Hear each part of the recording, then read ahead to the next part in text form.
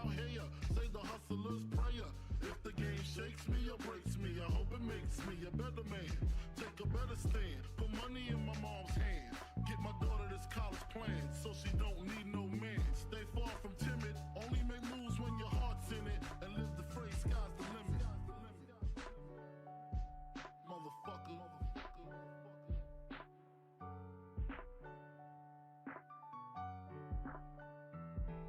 88.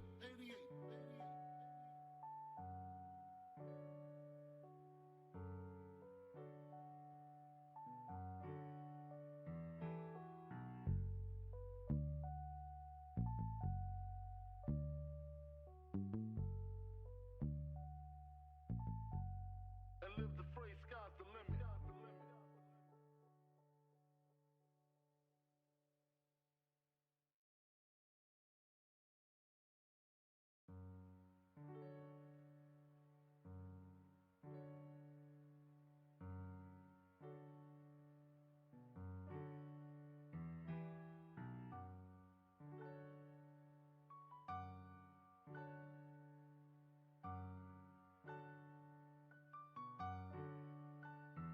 Take a better stand, put money in my mom's hand. Get my daughter this college plan, so she don't need no man. Stay far from timid, only make moves when your heart's in it. And live the phrase, sky's the limit.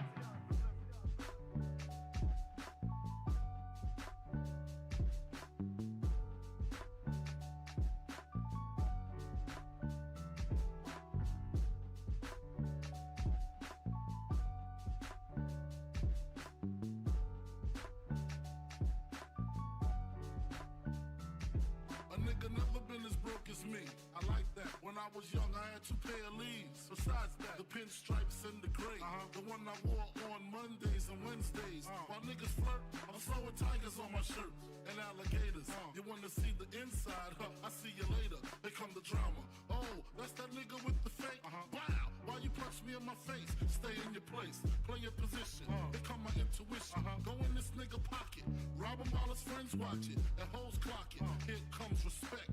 His crew's your crew, or they might be next. Look at they man, big man, they never try, so we roll with them. I stole with them, I mean loyalty. Niggas bought me milks at lunch. The milks with chocolate, the cookies, butter crunch, 88.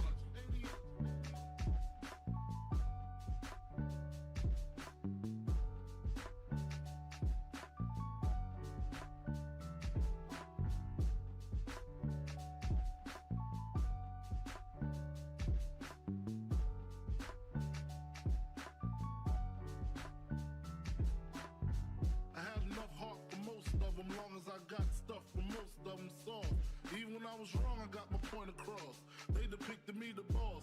Of course, my orange box cutter make the world go round. Plus I'm fucking bitches ain't my homegirls now. Start stacking, dabbled in crack, gun packing. Nickname Medina, made the scenes, took my Ninas. From gym class to English, pass off for global. The only nigga with a mobile. Can't you see like total? Getting larger in waist and taste. Ain't no telling where this felon is heading. Just in case, keep a shell at the tip of your melon. Clear the space. Your brain was a terrible thing to waste.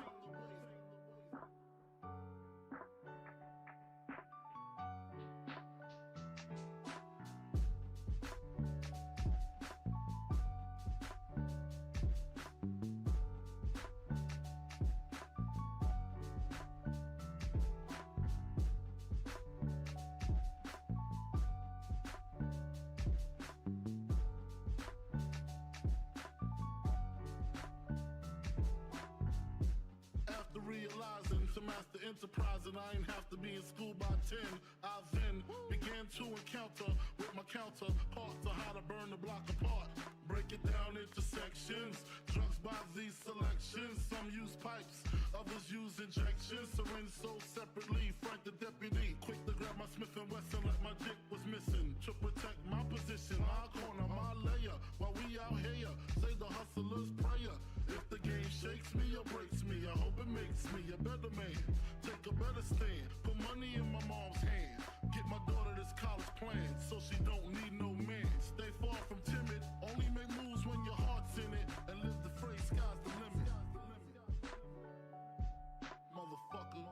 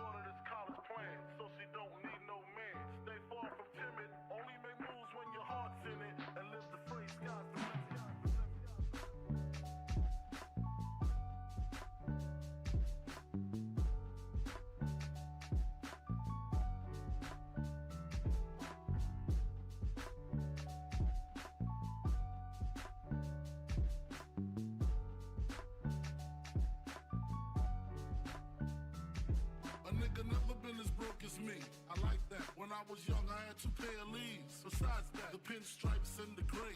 The one I wore on Mondays and Wednesdays. While niggas flirt, I'm throwing tigers on my shirt and alligators. You wanna see the inside? Huh? I see you later.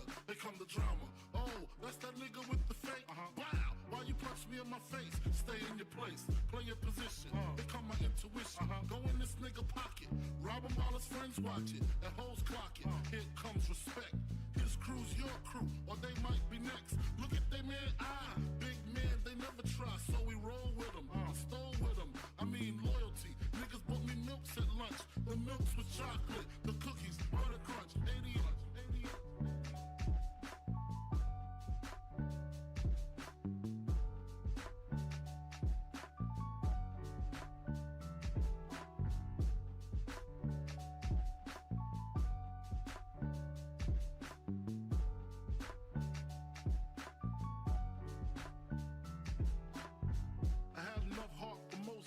long as I got stuff for most of them soft. Even when I was wrong, I got my point across.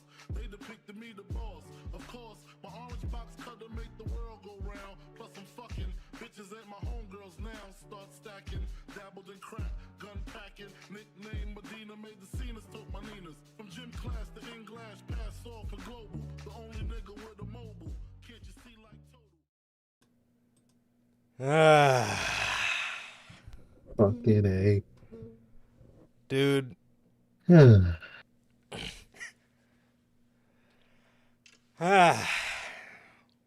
oh man. We got some shit to go over with you guys today, man.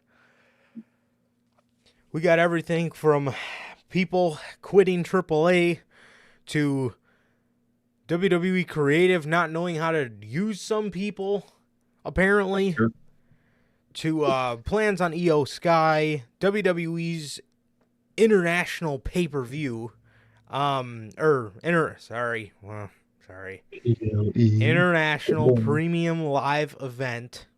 Duh. We got news on WWE championships. We got news on Hook.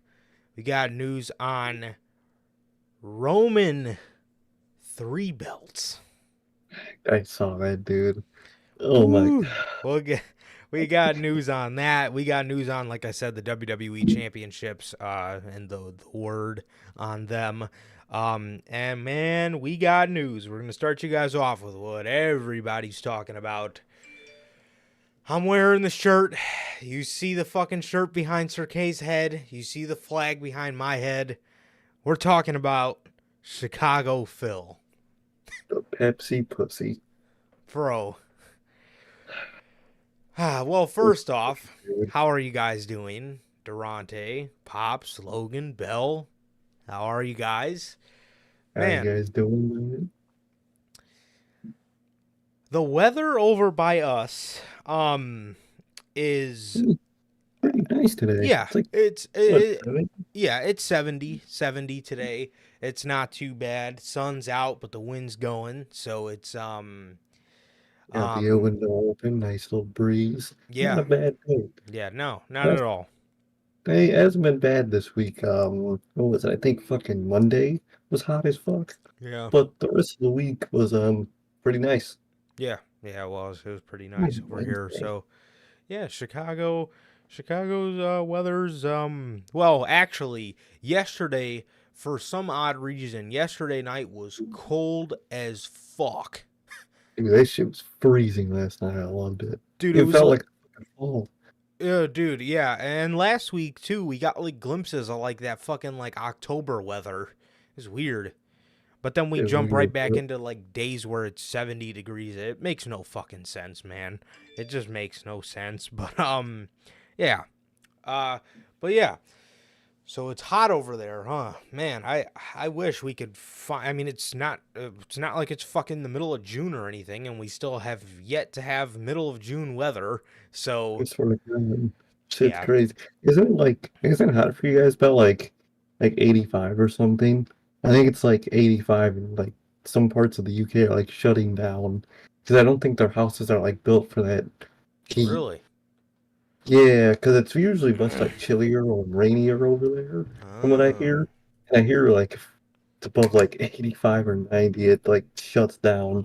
Same way in like Texas, if they get a fucking ounce of snow, Oh, dude, that whole yeah. fucking state shuts down Oh, for a yeah. week. It's hilarious to see people, like when you see people move over here from like California, or when I see people like that, um, it, when I see people that like I work with at the unfun job or anything like that come over from like California, it's so funny. It's so funny to see people like it'll be like 70 degrees out and they have like fucking like jeans and a hoodie on. Like that's fucking great weather over here. Although I do like this summer's a little weird, but I do love when it's like hot as fuck in the summer, but it's like cold as fuck in the winter. Cause I love just kicking the AC on, bro. Oh man, I swear to God, love opening a window in the winter, yeah, having nice cool air. dude, It's beautiful, man. it It's really is, beautiful. bro. It really Yeah, but is. I couldn't do one of the Logan winters, man. Where that No, man lives, that man has fucking winter, bro. that I man goes can't through do it in that the winter. winter. He really does. Yeah, 100%, 100%. Yeah, I don't know. I don't know if I could do those Minnesota winters. But yeah, Chicago. I mean, granted, I am. I mean, we have lived here our whole life, so we're probably used to Yeah. it. But this is how I like it, man. This is definitely how I like it for sure. So we'll go ahead and start you guys off with the intro, man.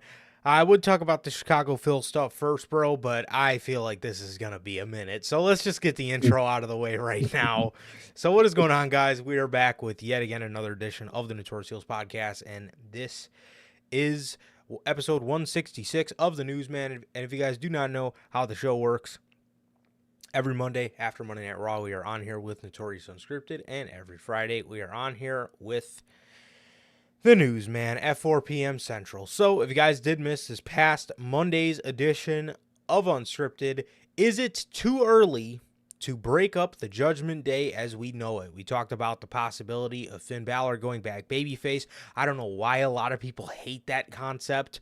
I don't. I love it. He I'm can. down. Yeah, I mean, even if he is like the babyface when he like first came on the main roster in 2016, even that was good. Like, I don't know. Everybody's so scared by thinking if we get babyface Finn Balor, we're gonna get Smiley Finn, and I don't No, think it'll be that under Triple H. no, yeah, I really don't think it'll be that. Yeah, I think, like I said, we'll either get something closer to like that the early main roster Finn from 2016 before he got injured, or we'll get the Prince, the badass babyface that he was in NXT. So I don't think it'd be bad at all. But anyway, if you guys did miss that, we also talked about fans' obsession for Damian Priest becoming babyface. That shit was ass the first time around when he had his white hot U.S. title run. That's like the most forgettable thing ever. But I digress. We talked about that. We talked about.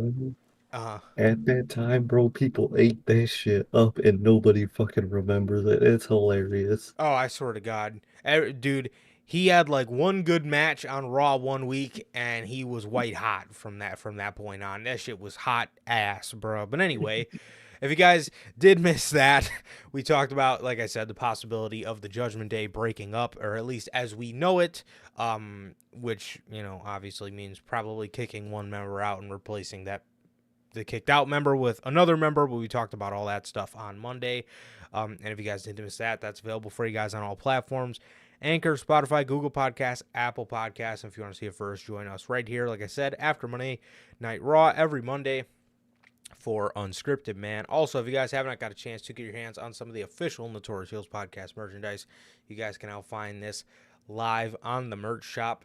That is bonfire.com. Link is at the top of the description of this very video and in either mine or Sir K's social media pages, man. So, with that, you can get all 8 of these beautiful designs on bonfire.com. Like I said, all 8 of these beautiful designs are available on there as we speak, man. The Chicago flag design, the skyline design, the base logo, the best kept secret to the IWC, the Notorious Scratch logo, the only community that matters, the uncrowned kings of the IWC, the Big E inspired shirt, and the Christmas merch. Also, just want to reiterate it again. We got some new styles coming, man, and I think you guys are going to dig them. So, yeah, man, we got those coming for you guys very, very, very shortly, man. So, Yeah. And like I said, if you guys haven't got a chance to get the merch, bonfire.com, link is at the top of the description of this very video and in either mine or Cirque's social media pages, man. So, with that, if this is your first time watching, guys, do not know who we are here at the Notorious Podcast. I am Johnny Mayhem, one half of the host of this very show. And as for the other half, we got my man Cirque here. How's it going, man? Going good, man. Going good. Just been chilling out, man. Been chilling out. Just waiting for next week, man. Got Wednesday. We got Dynamite. We're going to.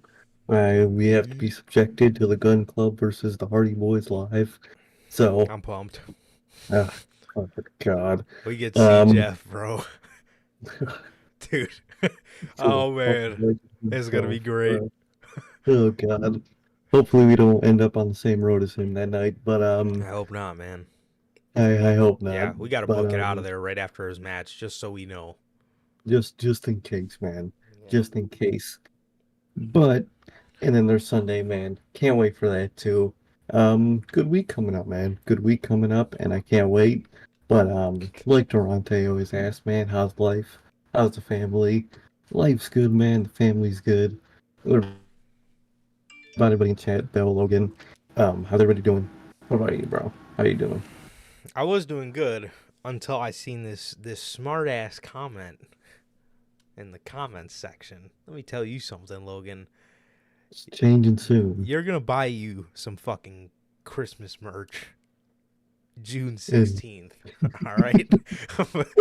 This is the time of year for Christmas merch. All right. So I don't want to hear your smart remarks anymore. Okay. All right. Now that I got that out of the way. I'm good, bro. I'm good. I'm excited. I'm very excited because for the first time in holy shit, 2012. What? 2012. For the first time since 2012, I will be attending a wrestling show with my pops. You guys know my pops. He's a staple in the chat. So, dude, I'm fucking pumped, bro. Man. I'm fucking pumped. He gets to see CM Punk. I know we've seen CM Punk when I was a kid. I don't think we've seen him at the live event in 2011. I think we've seen him, the live event in 2012. I think we've seen him I know we've seen him at the Raw in 2011, but I can't remember if he was at the live event in 2012. I don't think he was, but I'm pumped, dude. So I will be attending Collision tomorrow. Me and my pops, bro. So it's gonna be exciting, man. It's gonna be really exciting, and I'm super pumped for it. Yeah. So, dude, it is pretty packed, bro. It is pretty packed, man. So we got Collision tomorrow, and we got Dynamite Wednesday. Then right after that, we go into Forbidden Door weekend. Then right after that, we go into the AEW Fight Forever release. And then after that, we go right into the 4th of July. So it's pretty packed, bro. Pretty packed. But other than that, dude, I'm good. I'm stoked for tomorrow. I'm stoked for tomorrow, man. And it's gonna be fucking exciting, man. It's gonna be exciting. I'm excited to go. Not to mention the day after Collision is Father's Day, so golly. Exactly. God damn. Yeah, man. Yeah, so that's pretty packed, man. Pretty packed. So yeah. Yeah, other than that, man, as Durante always asks, I'm good. Family's good. I'm good. Family's good, man. And what about you, Durante? Logan, Bell, Pops, everybody watching on the replay, everybody here now, thank you guys for being here, man. And yeah, how the hell are you guys? So, yeah. Oh, 100%, Bell. 100%. That's the only way to buy fucking Christmas gifts. You buy them shits early as fuck. Because, dude, yeah, they mark up them prices like a motherfucker. So, yeah, man. Uh-oh. Are we getting... Bruh. Yeah, I heard some about like that September show being called Payback. I thought it was real. I guess it's not. Are you fucking serious, man? Fucking Mattel. How are you gonna release a top picks Matt Riddle and change nothing from the Elite 99? It is literally a fucking re-release. I was I'm dead. excited for that. And then they released this shitty ass. I mean, it's not shitty, but it doesn't have a fucking coat. The Cody Rhodes, man. What is going on? Anyway, Fucking Cody. quick side note there. All right, dude. Now, man, bro. Well, let's start you guys off with what first dropped. So, we seen this yesterday. CM Punk story rumored to break ahead of his AEW Collision return. Wade Keller hinted on a recent episode of PW Torch VIP audio that he's heard there is another story involving Punk that will be coming out before Collision that won't help matters. From what he has heard behind the scenes, it's going to be one of those weeks. Imagine paying for VIP audio to hear that. Dude, these wrestling journalists, bro, are some of the best scammers out there, bro. Pay for this exclusive news, and it's literally just random bullshit A that will story, drop on Twitter. a story Anyway. might break. Oh, gee, thanks. Fucking, Thanks, asshole. there's my fucking $10 for the month. Fuck. Fucking assholes. So we originally heard that. That's why you come here. Get all the news, and you can just subscribe for free. You don't gotta pay for it, man. You don't gotta pay a fucking thing. You don't gotta pay $10 to hear something's going on. Ball emojis. Fucking The fuck? hey. Huh. Dude, so pretty much what happened is the journalist, the integralistic, if that's a word, journalist, pretty much what happened is they heard about an interview that CM Punk did to promote Collision, and he did this interview with ESPN. The interview is unreleased. You cannot watch it. You can watch it tomorrow, I believe, sometime before Collision airs. You can watch the interview then, and holy shit. So, like, it's not that, like, first of all, before we go over any of this, nobody knows what the fuck Punk said. No. we actually do. No, we have A bunch of it snippets. leaked. A bunch of snippets leaked, but he talked about Adam Page. He talked about Colt Cabana. He talked about Tony Khan. He talked about the media scrum. He talked about the Elite. First of all, I want to say this. Again, we don't really know exactly what was said, and I want to bring up one thing.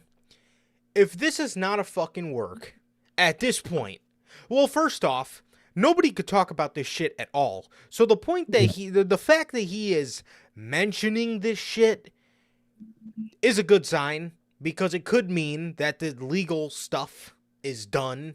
That's the first thing.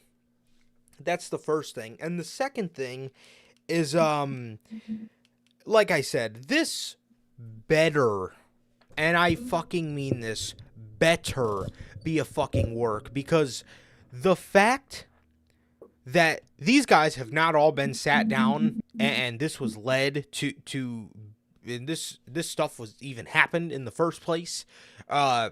This media after this media scrum, the fact that these guys haven't been sat down and had this shit resolved is ridiculous.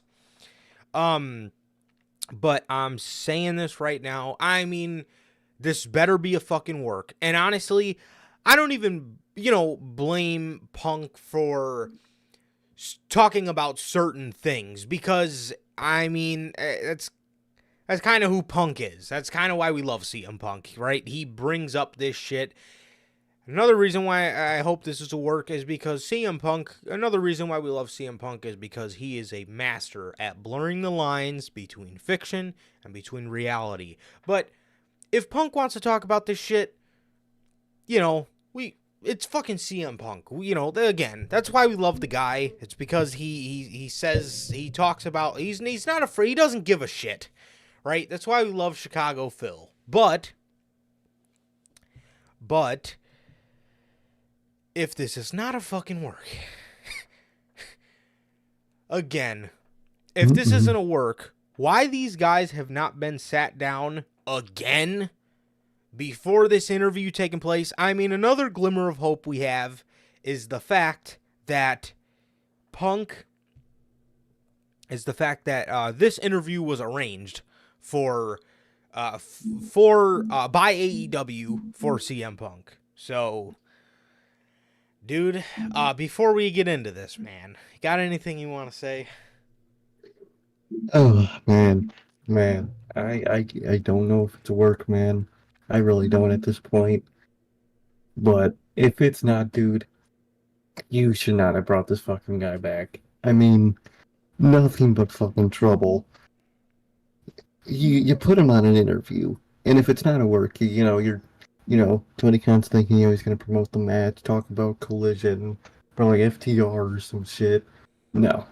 This motherfucker gets on an interview, starts talking about the Elite, Colt Cabana, their problems, the fact that he doesn't like them, and again, when we get into specifics, we'll get into what he specifically said about Hangman and things that happened and things he didn't like and fucking shit.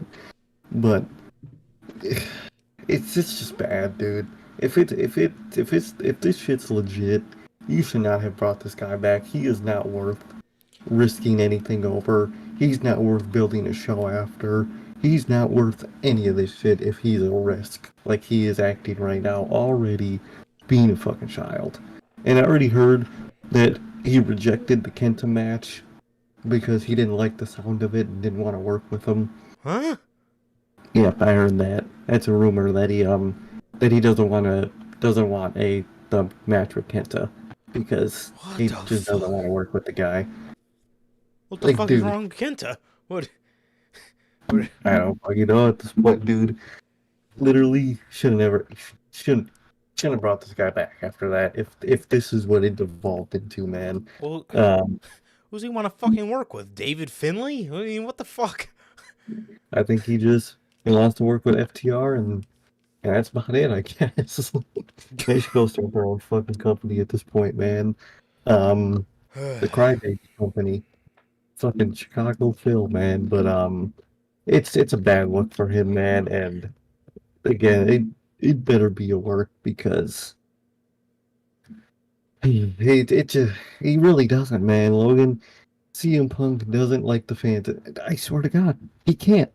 He does not give a fuck about the fans like he said he does. He gives a fuck about himself. Come on, man. Come on. This guy. Details, man, so I could get into details about why I'm pissed at this fucking guy. You know what, too? They just put together this really nice video package that got me, like, really excited for Collision. It was really fucking cool, and he said the famous, I got a lot of things I need to get off my chest so now they're promoting him with a microphone. And then this fucking happens, and it's like, you don't know what the fuck you're gonna get. I'm still kind of excited for it, because this shit's just entertaining, but I mean, when you think about this from a fucking company standpoint, bro, it's just like, what the fuck are you doing, man? Like, what are you doing? It's very frustrating. I will bring up a point, though, that I could kind of see why maybe he took a little bit of shots. Not at Hangman, though. I'll bring it up. But they're promoting him with a live microphone, and honestly, bro, I think a lot of fans that are watching or going to the show or whatever, I honestly think a lot of fans just want to hear him say, I'm sorry. Not I'm sorry to the Elite. You don't have to like these boys. You don't.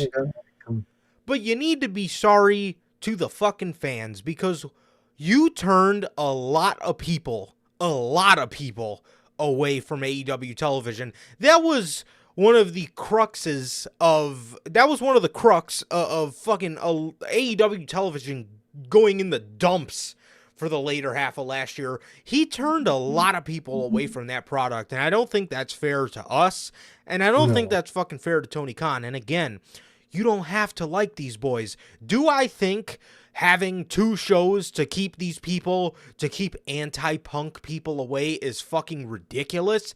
Abso-fucking-lutely. It's absolutely fucking ridiculous. And that stands, but is it fair to everybody else? No, it wasn't. Exactly. It wasn't. Was it fair to MJF? No. Was it fair to Tony Khan? No. Was it fucking fair to Jon Moxley? No. Was it fair to Bryan Danielson? No. It wasn't fair to any of these fucking guys. Jericho, all these guys that stepped up, and all these guys that were fucked because of a situation that should have been handled behind closed doors anyway. You know, long before that incident fucking took place.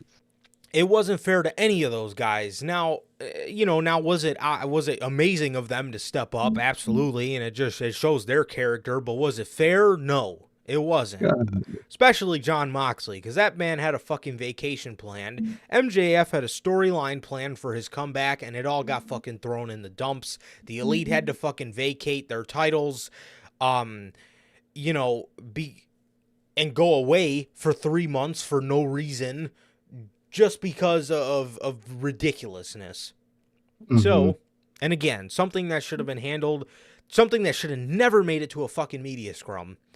Literally. But a lot of people, including myself, need to hear the man say he's sorry, because he should be. And if he's not at least sorry to the fans, it goes to show. And again, take it from me, CM Punk is one of my goats. Oh, literally. He is on my Mount Rushmore. I think he's fucking fantastic. And I understand why a lot of people, including people in our audience, like Belle, don't like him. I get it. Oh, yeah. I don't blame her at all. No, not one bit. He doesn't make it easy to fucking like the fucking guy. No, not at all. But, again, if you don't at least say you're sorry to the fans, I think that really shows a lot of the fans that you don't really care about them as much as you think. Or as much as he says. Exactly. So, man, let's get into this, bro. This fucking guy. Punk. CM Punk revealed the news in a much-anticipated ESPN interview released on Friday. Now, not released to us. I believe this comes out to the general public tomorrow, but pretty much everybody in AEW found out. No. People like Tony was released to them today. He told Mark, I'm not even going to try to pronounce that last name, that he was frustrated at the time of the scrum, and he just didn't approach it in the right manner. No. He says, hey, no shit. We said it out unscripted, and we got fucking blocked for it. So, but it's okay for him to think it. It's just not okay for us to think it, apparently. Anyway. I really read it and was like, damn, that's true. Block. What the fuck? The first, so, and I quote, this is Punk speaking now. The first thing I said to Tony when I sat down with him and spoke to him after it was, man, I'm really sorry I put you in that position, Punk said. I apologize for the scrum, but when you've watched the scrum, you've looked at a very, very frustrated guy who had told, very, very frustrated guy who had told people that's not the first time he heard all that. It's not the first time lawyers were told all that. And I was just looking for something to be done, and nothing got done. So if you want something done right, you got to do it yourself. Or okay, fucking, you want to be with Johnny Gargano and Tommaso Ciampa? Like what the fuck? Do it Yeah, you gotta do yourself. it yourself behind closed fucking doors, you dork.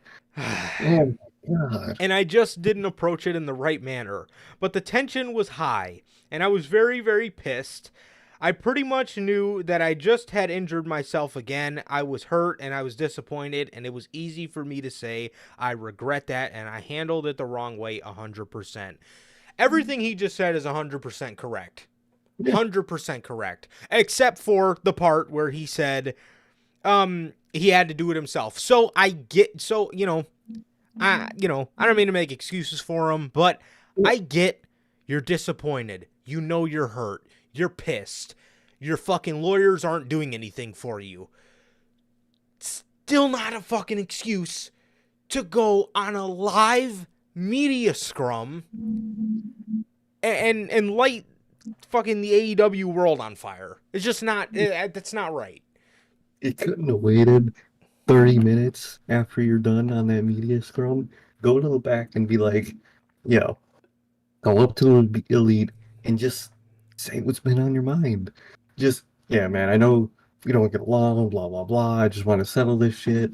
My lawyers ain't doing shit. Apparently, you're fucking rich dude, get new ones. First of all, like, what? And why were the lawyers involved in the first place? Yeah, what were you gonna do? Sue them? That's my thing. Like, what?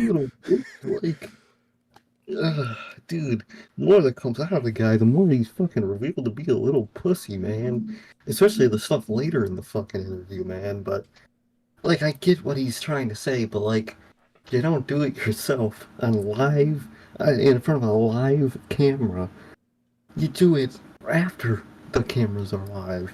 When no cameras are live, and you just go talk it out like a fucking 40-year-old man that you are. And you don't do it sitting next to Tony Khan. You're the CEO. You don't do it next to that guy, the nice guy. All right, so it gets better. Okay. Regarding the physical confrontation after the scrum, Punk said that everyone is trying to move past what happened that night. However, he said he doesn't think it was as big a deal as it was made out to be. He noted that similar situations occur from time to time amongst teammates in major sports leagues as well. He's correct. However, when fucking Draymond Green socked Jordan Poole in the fucking face, did he get? I don't think he got suspended, but he willingly went home. He said, it's just not right for me to be here right now. So he went home for a couple days so the team can regroup. In terms of the locker room fight, is he 100% wrong? To be honest, no. I mean, they happen in fucking WWE. Literally, they happen everywhere. But it wouldn't have been as big a deal if that fucking media scrum didn't come out, because nobody would have knew the whole situation. And what was the big fucking thing everybody hooked on? The media scrum. So if it didn't happen after that media scrum, dude, it would have been fine. It would have just been, they had an incident backstage. Tony Khan's trying to clear it up. They might not be here for a couple weeks. That's it. That's all it would have been. It would have been fine. It does happen all the time. Was it right that they fought? No, but it's never right when anybody fights in sports, right? Chris Jericho fought Brock one time. He fought Goldberg backstage one time. They happen, it fucking happens. And obviously, was it right to... The only thing is, I think Punk is selling this as if it was a fight. This was a brawl, okay? There were chairs being thrown. There were men being bitten. It was just... like... He's acting like it was just like two guys that just settled their beef on their own, Let's go back and just punch each other and let out. No, your best friend bit a man and threw a chair at his best friend. It's not a fight. That's a crime. It is. It is. Yeah. Roman and KO after Survivor Series got into an altercation because KO slapped him. KO slapped him and Roman didn't know and he ruptured his eardrum. I remember that. Cody just said recently, him and Seth, they didn't get into a fight, but they were pretty close to it after one of their matches, probably because Seth was tired of fucking putting his ass over, understandably. So, I mean, these things happen, and it's not... It was the media scrum that made it 10 times worse because everybody was on a high, like, oh my God, how could he say that? How could he say that? And then we go to the next morning and we find out he fucking sucker punched Matt Jackson. You didn't let out enough steam on that fucking interview? I mean, honestly. Sucker punch on my head? Like, what the fuck? Like, so this is what he said. I don't think what happened was a big a deal. This happened in the last 10 months in hockey and basketball and baseball, just about every sport, and it's covered, and it's gone the next day. I think because I have injured my tricep, I've been out for so long, I think it has been exacerbated. I think it's been exacerbated by people spreading lies about the whole thing, and when in my reality, my attitude is, well, shit happens. And shit does happen. I mean, to be 100% honest, and again, I really don't want to make it seem like I'm on here making excuses for the guys, but looking at this logically, bro, dude, I've been in fights in real life where, sometimes you get into fights with your fucking friends. And thinking logically, you would never hit your brother, or your friend, but your brother. But sometimes shit's just fucking heat of the moment. You and your friends are playing a little bit of backyard football, fucking somebody does some shit, and next thing you know, you and your literal brother, one of your best friends, is fucking, you and him are fucking sitting there hitting each other. You know what I mean? Like, come on, like, it happens. Like, both sides have the reason. If I was the Elite, I would have stormed his locker room too after that fucking media scrum. You know what I mean? I get both sides, but like, you shouldn't have done it on live television. And I probably would have pulled up playing Chicago drill. I mean, they were in Schaumburg. And it's not really the most drill place, but I mean, shit. Man, bro, fuck it. Like, dude, I get what he's trying to say. And I also get what he's trying to say with the injury. If he didn't get injured in that match and he came back like a month later, it would not be nearly as big as it is now. No. Get that. Fucking wrestling media has fucking exploded this shit like crazy. But I mean, what the fuck you think was gonna happen? Yeah. You know you're injured at that point. So you know this is all gonna happen when you decided to talk that shit at the media scrum. You are a 40-plus-year-old man. You should know what the fuck you're not. Like, if you're fucking 26, alright. You know what I mean? Okay. Dude, you're fucking 40-plus years old.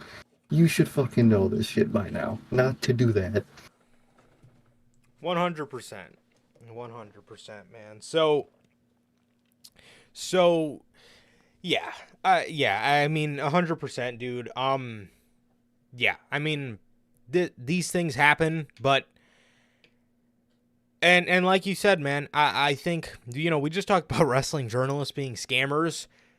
Stories like these, they're gonna jump on because it's gold. It's a fucking gold mine for them. We could come up with so much shit about CM Punk and this 9-month break from AEW. It'll make us so much money, and I'm sure it has. Yeah, exactly. But like, at the end of the day, would I much rather just have CM Punk on our TV and not have to deal with all this drama? I would much rather have that. Definitely, man. Definitely. So, Punk addressed Adam Page's promo on May 25th. Why the fuck did AEW, since they arranged this interview... And this is the sketchy thing. AEW arranged this interview. Why did they not Oh my God, Bill, I can't even begin to tell you about me and my sister. Holy shit. Fucking, you guys think Brawl Out is bad. Oh my, yeah. 100%. You know, you're saying the same thing. You used to get into fights with you and your brother when your emotions ran high. Dude, I'm telling you.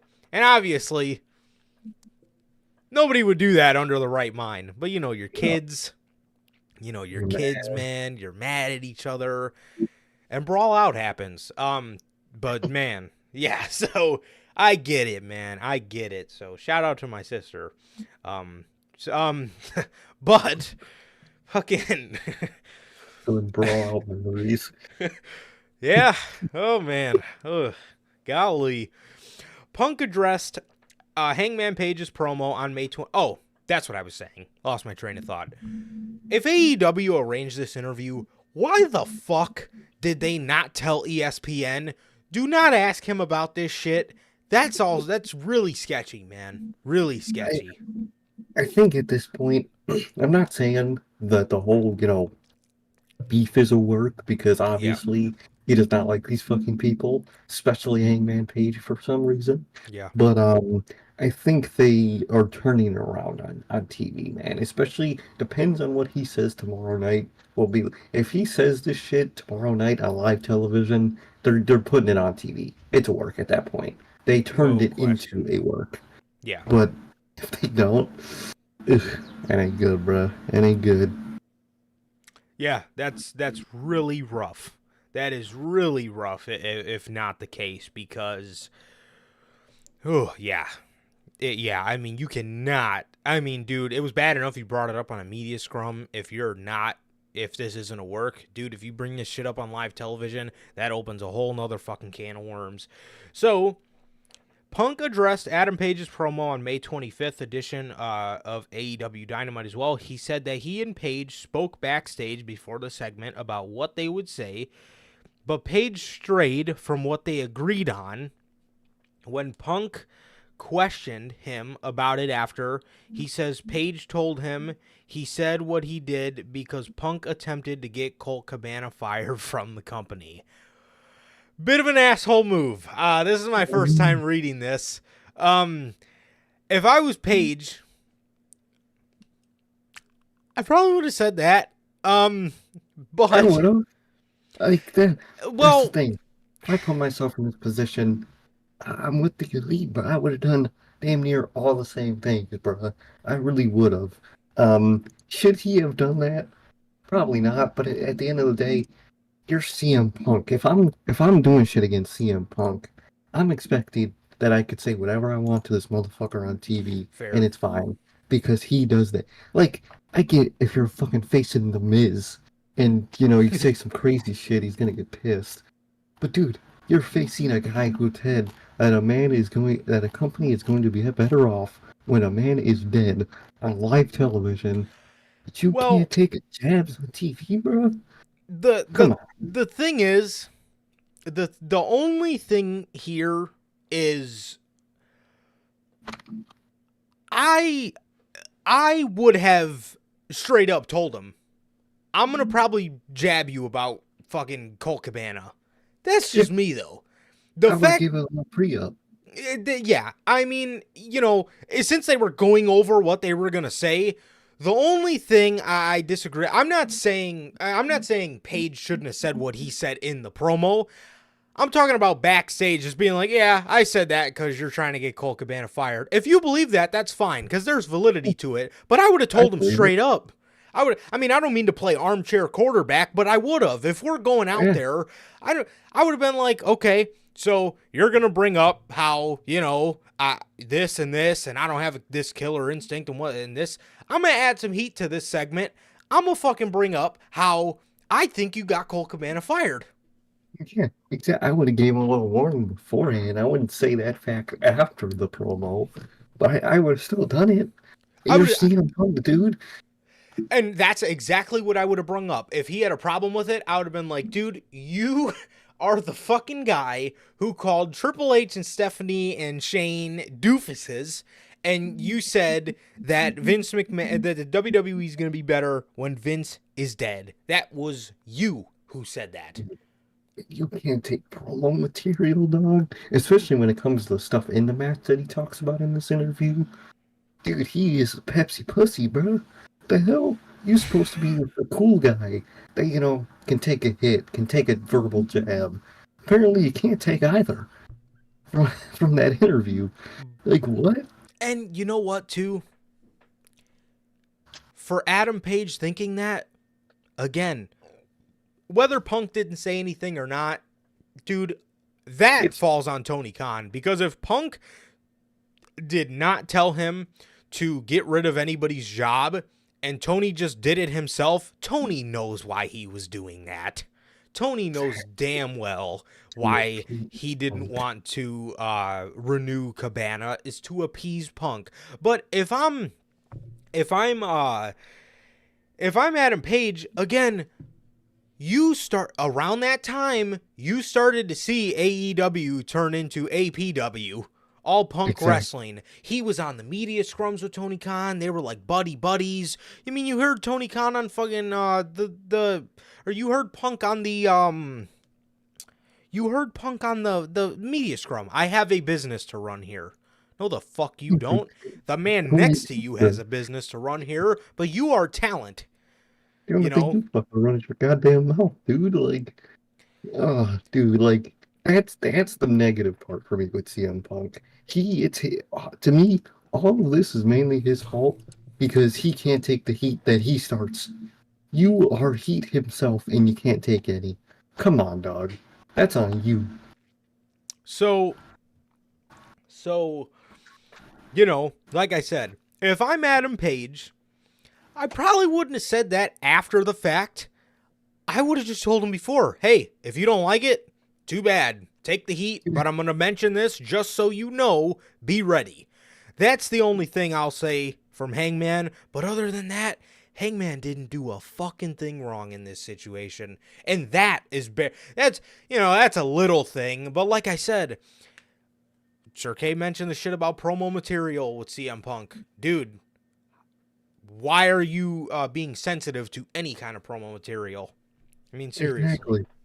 Dude, like, that's the whole thing. Like, bro, you're CM Punk. I expect I could say anything to you on the mic, and it's no beef. It's no shit. But I say the thing about me that always gets it about this situation, the line he said on TV was just basic as fuck. Like, at the time, it might have even got an ooh on. I didn't even remember it until they told us what part of the promo it was a couple months later. Yeah. Nobody could recall what he said because it didn't mean anything. Like, come on, dude. The line he's talking about, he literally just said, you talk a lot about workers' rights, but you've shown the exact opposite since you've gotten here. That motherfucker didn't go out and say, oh, you got Cabana fired. What? Well, like you said, that on like TV. I don't know, man. So Punk told ESPN that he has no relationship with Cabana. Oh, darn. And that he never asked Tony Khan to take anybody else's job. But others in the company, including the Elite, believe Punk did not indeed to do that, per sources. Punk continued to say that Page going off the script left them to having a garbage match at Double or Nothing. I wouldn't say that. That match was not that bad. I've seen garbage, okay? I've watched Omos wrestle. That wasn't garbage. He says, and I proceeded to have what I think is a garbage match because I'm trying to protect myself and stuff instead of actually just working and trying to have the best performance I can, Punk said. I'm keeping an eye out. He chopped me in the mouth one time, and I'm just like, okay, did you do that on purpose? You chipped my tooth. And I'm like, all right, should I give him a receipt? It changes the dynamic. It poisoned everything for me. It made it all really, really ugly. And that was what set all of this off. And here we are a year later, and ain't shit been done about it. Dude, why the fuck have these guys not been satin down? Dude, literally, why have you not settled this already? And I saw that clip of the chop to the mouth. Dude, if that's what fucking CM Punk needed to protect himself from that whole match, then The Miz has bigger balls than this fucking guy. Do you know? Well, he does have massive balls, but he does, man. Apparently CM Punk doesn't have any.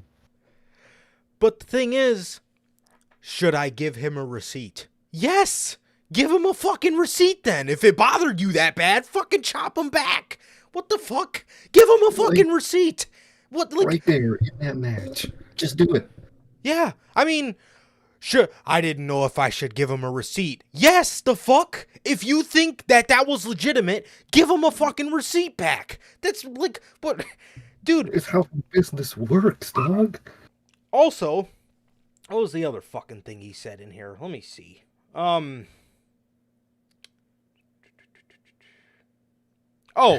that was my other point. Do you know how many times Walter has probably accidentally chopped somebody in the neck or in the chin or in the mouth? You know how many times he's accidentally, because you're swinging. It's a chop. You don't know where it's directly going to go because you're just swinging your arm. Sure, you can aim for the chest, but you guys are moving, bro. And again, I'm trying to protect myself. Should I give him a receipt? Yeah, you give him a receipt and the problem's fucking solved right there. And like, dude, what do you think what are you protecting yourself from? What you do? Start actually just beating the fuck out of you in the fucking ring? Like, what the fuck are you talking about? You gotta protect yourself. What? What do you think he's gonna fucking? You think the fucking rest of the elite are gonna come out and fucking jump you? Dude, this dude is delusional, man. After all this shit with CM Punk, man, he's still the GOAT, bro. But he's changed, man. I look at him very differently than how he used to act. Dude, if young CM Punk met this fucking guy, dude, he would despise this fucking guy. You sent that tweet. You sent that tweet, bro. You sent a tweet of somebody like last week in the group chat. You sent a tweet. It was like put two actors that are played by the same person, but their roles would hate each other. And it was, some people were posting like Roman Reigns, the big dog, versus Roman Reigns, the tribal chief. Excellent, right? Fucking tribal chief big would fucking stomp on that motherfucker, right? Fucking, and you sent the one of 2011 Punk versus 2022 CM Punk. Those guys would hate each other. Dude, 2011 CM Punk would think Phil Brooks is the biggest fucking pussy in the locker room. Yeah. Because he's talking, he kind of fucking is, man. That's just my opinion, though. That's just mine. But, yeah, man. If that fucking chop to the fucking mouth is what he had to protect himself from, my God. Holy shit, are you a child? Give him a fucking receipt, and it's handled. Exactly, and then that's it. Right there, it ends. The fuck? So, Punk continued to say that he's attempted to speak with Kenny Omega and the Young Bucks regarding what happened. However, he told ESPN that after attempting to contact them, he received messages from lawyers saying, "Do not contact this person." He's also been told that he's using the real life situation as a part of an angle on television. Whoa. He's also been told that using the real life situation as a part of an angle on television is not going to happen. If this is because of the Elite, this is the point I was going to bring up about the Elite. Because I'm assuming the messages he got were from their lawyers. Mm-hmm. If they told him that they could not bring this up on, that this could not be a part of an angle on television, think about this. The last time CM Punk, this is the first time CM Punk is getting a microphone. And the last time the Elite addressed CM Punk, they were making fun of him in a match on Dynamite. And that's fine, because it was great. So, you guys make fun of the man, but you don't want to do anything with him? You don't want this to eventually lead to something on television? I don't see you as well, bro. Like, y'all making fun of him, but y'all can't take no heat either. So you guys can't stand in the kitchen either. And honestly, this isn't about any of them anymore. This is about AEW now. Now, because you put this company through this shit, now you guys need to give us this fucking match at All In. Everybody wants to see it. And if you guys sent it out to him, oh, we don't want it, this is not going to happen on television. Bro, it seems like there's a lot more people in this situation other than CM Punk that just need to grow thicker skin. Because Jesus fucking Christ, are you kidding me? Literally, dude. Literally. Both sides. And the fact that Punk attempted to reach out to them does say a lot about him. He's done a lot of wrong in this situation, but that was good of him. He's trying to squash it. Yeah. He's trying to end this shit. And they don't want that. They don't want to end it, then they can't complain themselves. Like, come on, bro. Can y'all stop acting like children? Elite? Come on, bro. Yeah, that's know, again. And a lot of people were offended. There's rumors going around that the Elite were offended at this interview we're reading, you guys. So you guys want to make fun of him in Chicago, but when he gets a mic and I don't know what he said yet, so I might be going back on my words in a couple minutes here, but you guys want to make fun of him, make fun of his buckshot lariat, do the GTS, you guys want to fucking bite arms in the match, right? Do your thing, fine, it made for great television, it was entertaining as fuck. But the moment he gets a mic, you guys want to be offended now? Come on. Come on, bro. Fucking children. Fucking lot of them. And again, after what AEW went through because of this, all of this stuff. Both parties better end this shit on TV and leave it at that. Yes, and you guys need to do what's best for AEW at this point and give us the fucking match. Literally, man. So, literally. Punk expressed frustration at being labeled the bad guy regarding this situation and says he's just trying to defend himself. And he said that people in the AEW locker room are leaking reports to the wrestling media that have been contributed to drama. As my article takes me all the way back to the top of the page. Thank you.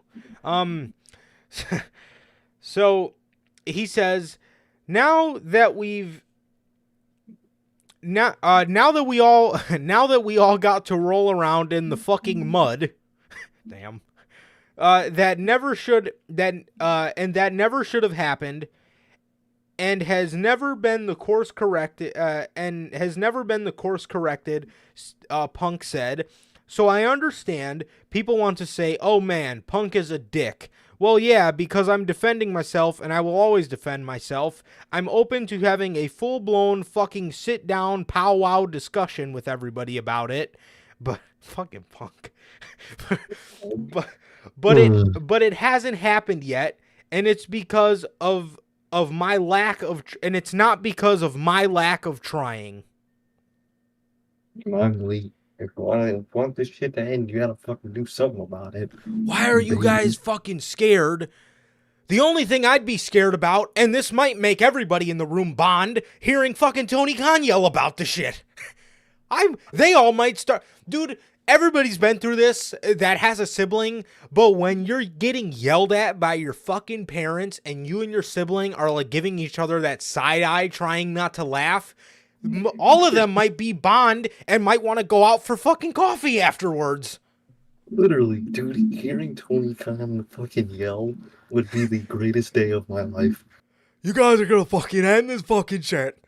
Dude. Or else we're all gonna be fucking done. I'm sick of it. You guys are gonna be fucking done on television. Fucking Jesus.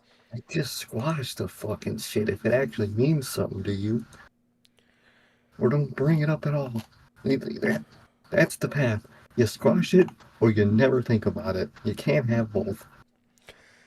I mean, golly. I mean, the man Phil is sitting here saying I'm open to having, in his words, a full-blown fucking sit-down powwow discussion about this. Well, can you guys please fucking sit down and have the full-blown powwow discussion so we can fucking get this match and you guys can do what's right for the company that you all love? Exactly, man. Exactly. And this is why, you know, a lot of people have pointed finger at Punk through this. Dude, a lot of these stories, the man's honestly just defending himself. Yeah. Now, a lot of the stuff, he's wrong. But a lot of the stuff, the Elite is not fucking innocent. They don't want to squash it. Why? Just fucking squash it, man. Just fucking squash it. Be an adult, fucking squash it, man. It'll end all of this shit.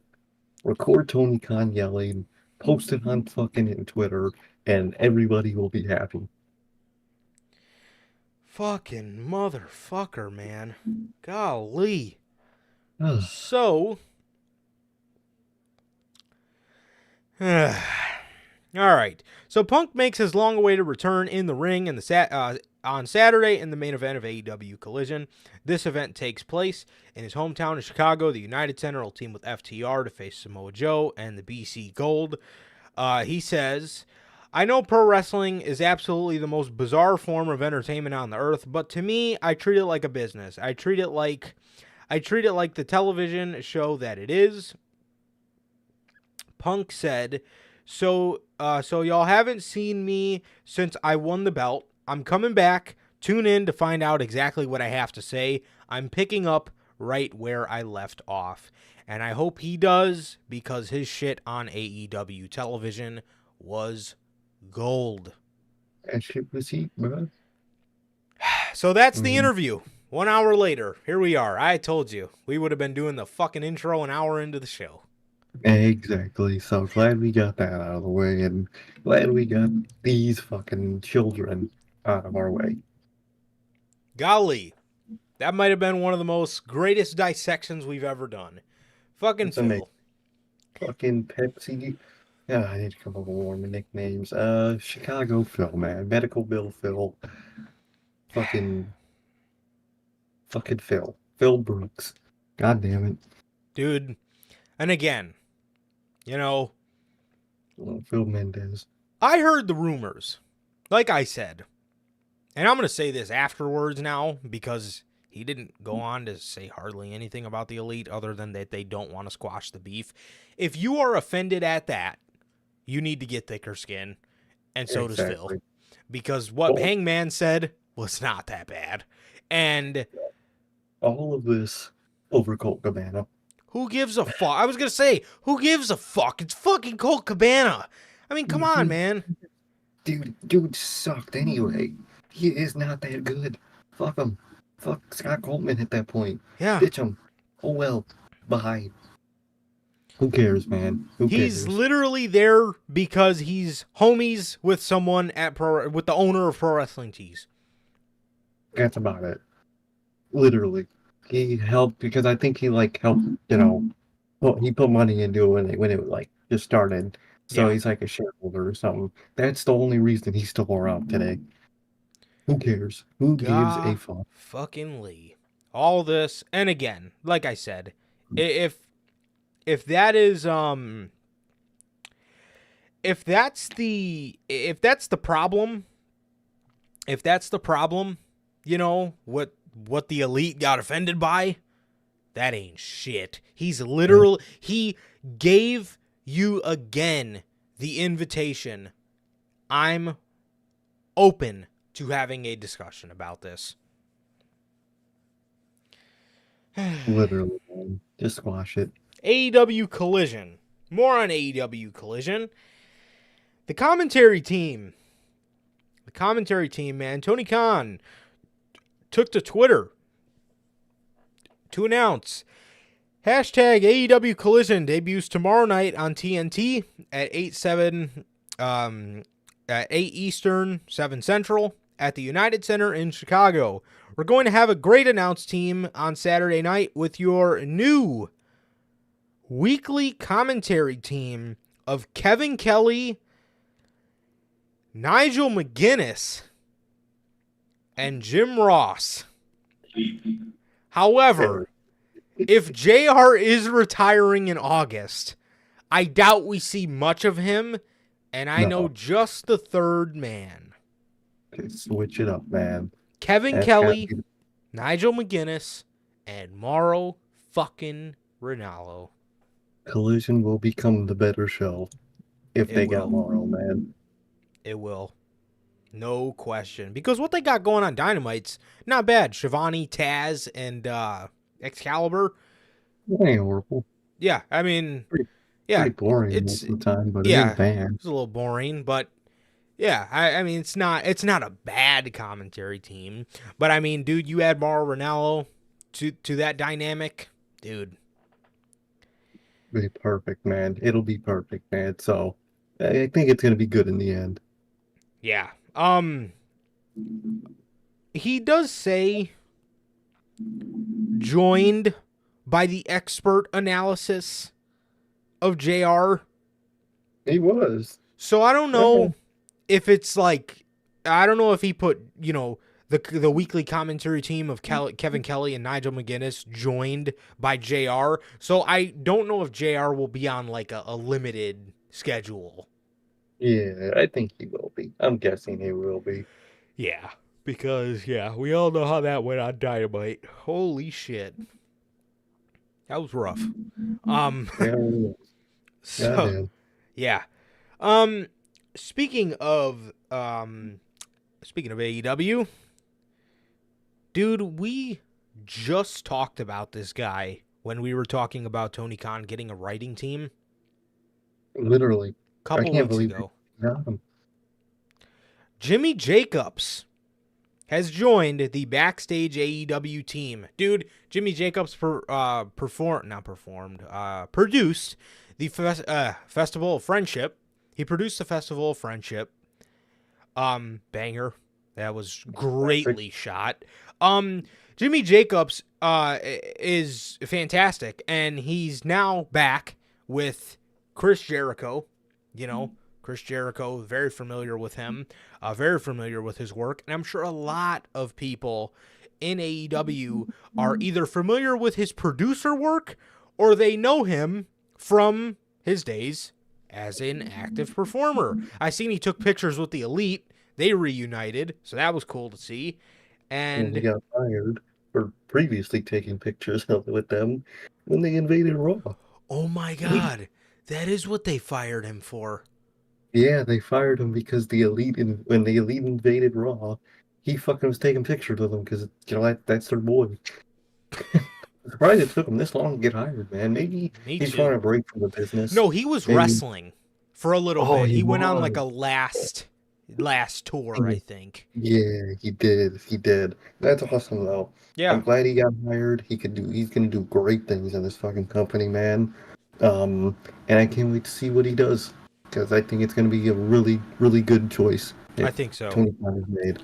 Yeah, according to PW Insider, the company has already made preparations to fill the void left by Jacobs on their creative team. They just fired a dude. I can't remember what his name was, but he got arrested. It was like BJ something. BJ Washington. It was BJ White, maybe it might have been something like that.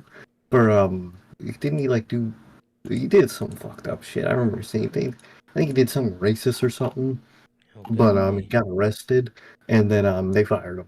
So they lost that guy, and they fucking replaced him with someone a million times better. Definitely. B.J. Whitmer. That what it was. It was someone with W. Yeah, B.J. Whitmer was fired by the company after his arrest last week on charges of domestic violence. Hey, that's what it was. I knew it was either something racist or something. He was beating up someone, and turns out it was domestic violence, man. Golly. So, good riddance to his ass. Yeah, no kidding. But, yeah. This move comes after Jacob has been working with Impact Wrestling since 2017 and had a significant role on their... That's where he was? Oh, That's where he was trapped. So he was trapped. Like prison. Jacob's addition to AEW's backstage staff adds an experienced mind to the creative process. Prior to this, his time at Impact Wrestling has had several on WWE's creative team. Jacob served on WWE's creative team from March 2015 to October 2017. However, his tenure with WWE ended abruptly when he posted a photo of himself with the Bullet Club during a non-televised invasion of Raw, leading to his release. AEW's recruitment of Jacobs follows their recent enlistment of Bryan Danielson and Will Washington, who are also contributing to the creative process for the highly anticipated Collision event. Meanwhile, Impact Wrestling has been aware of Jacobs' impending departure for some time. According to PW Insider, the company already made preparations to fill the void left by Jacobs on their creative team. It was revealed that Hunter Delirious Johnston, formerly a booker of Ring of Honor, has been brought in to replace Jacobs. Johnston's experience has expertise in the wrestling industry and makes him a suitable addition to Impact creative staff. Look at that, man. Look what he's doing over there. Fucking Nick Aldis attacked with that other guy's name. There you go. That's the fucking guy's name. Dude. How interesting. I know, right? Star Power. Yeah, so Jimmy Jacobs is in AEW now. He's a part of the backstage AEW team, man, and it is great to see, and that place just fits him, man. He's with his boys. Exactly, man. I love to see it, man. Gonna do great things for this company. For sure, man. For sure. Yeah, he was also, wasn't he in a tag team with Seth Rollins before Jimmy Jacobs? I think he was when back in those ROH days. Yeah. Golly, it's almost like Seth would fit like a glove in this company.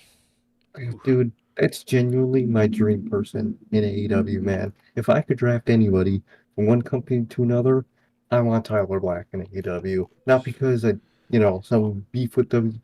Genuinely, I would think he could just do greatness in that fucking company. Shit would be fire, man. Tyler fucking Black. Now, that's a name I wouldn't mind saying. Yeah, man.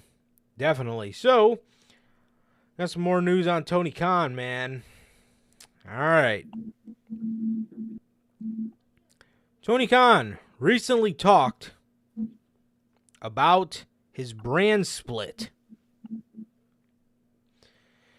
While speaking with Brandon Walker on Barstool Wrestling, Tony Khan was asked whether he would have any exclusive talents with the launch of AEW Collision. He stated that certain talent would be featured on certain shows, but hasn't drawn any hard lines or locked anybody in he hasn't drawn any hard lines or locked any into an AEW roster split. Are there executive talents with the addition of Collision, etc.? He says, and I quote, "I'm going to feature certain talents on certain shows, but I haven't drawn any hard lines or locked us into any kind of split of a roster. I think people are going to be featured on certain shows. I think that would give us a great opportunity to showcase certain wrestlers on both Dynamite and Collision at certain times and certain stories that can cross shows. I think champions of AEW will be champions of every show and, frankly, every promotion in the world.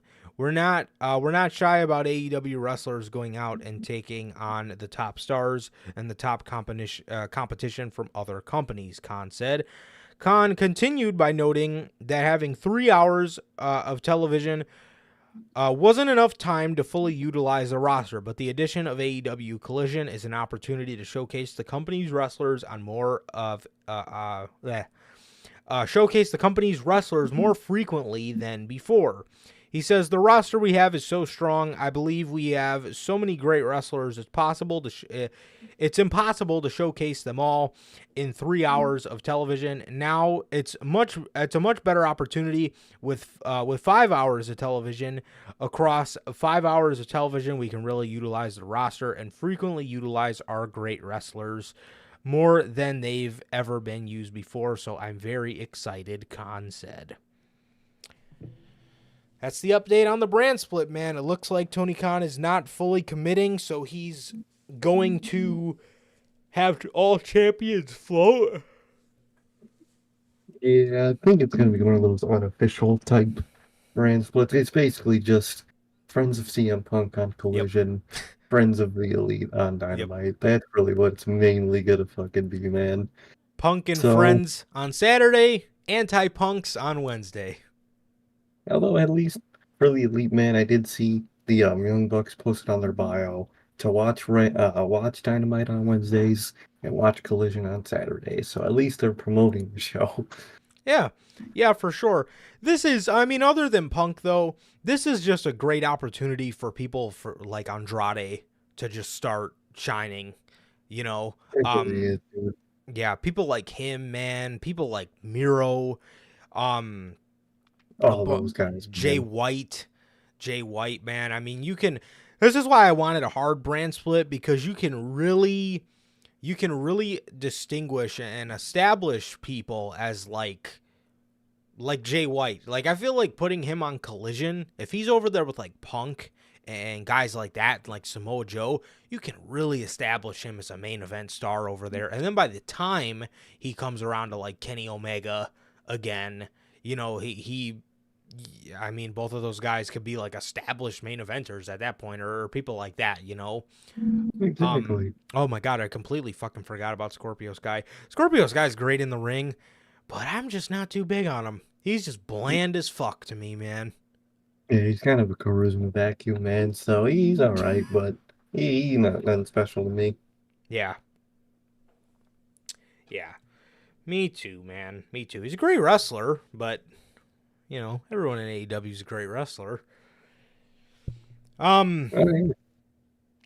So, yeah, man, I believe... oh. How could I forget? Man. AEW star Roosh has announced on Saturday via his Facebook account that he and his father have quit Mexico's AAA promotion. Right. Roosh and L.A. Park were scheduled... who the fuck is that? L.A. Knight's cousin? Roosh and L.A. Park were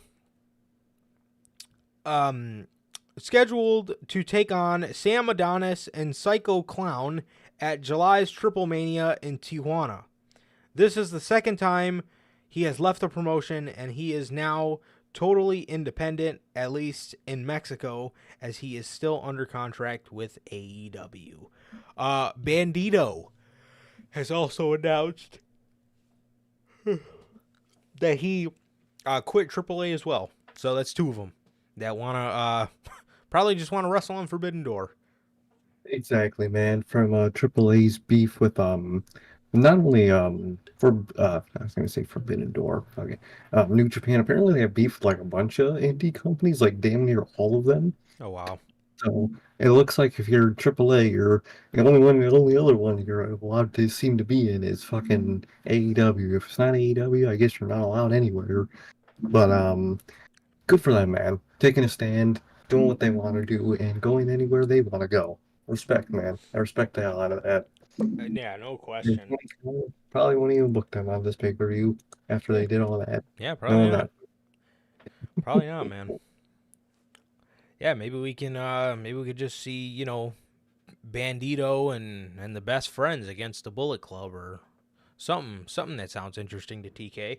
I'd say maybe Bandito and his boys, the Undisputed Man, one day versus Oh shit. David Finlay and the Bullet Club. David fucking Finlay, dude. Ugh, I wanted to give him a chance. I dude really did. sucks. And I Dude is did. bland as hell. And oh man, yeah, that's rough. Rough choice. Yeah, I really wanted to give the guy a chance, and maybe he will turn out, but holy shit. Yeah, that group hasn't been more relevant. Yeah, man. So, speaking of the last bit of AEW news, if you can even call this next one AEW news, WWE higher-ups are very interested in Hook. Ooh, wait till you hear this one. This one gets messy, and it's because of one name.